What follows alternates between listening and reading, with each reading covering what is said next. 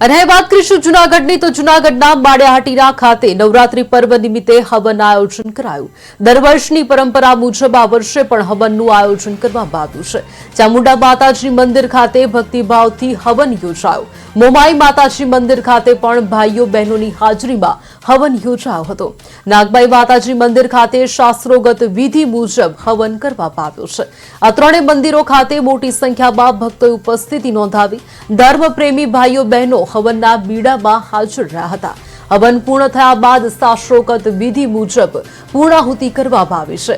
અંતે પ્રસાદ વિતરણ કરવામાં આવ્યું। ભાઈઓ બહેનો અને શ્રદ્ધાળુઓ જનતાએ પ્રસાદ ગ્રહણ કર્યો। ધર્મપ્રેમી જનતાએ આયોજન અંગે પ્રશંસા વ્યક્ત કરી છે।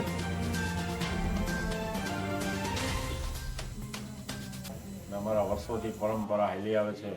આઠમના દિવસે માતાજીનું હવન કરી અને માતાજીની બીડું હોમી। આજે વરસાદ પણ ચાલુ છે તો પણ અમે અમારી માતાજીનું હવન ચાલુ છે અને 4:30 વાગે બીડું હોમવાનું છે।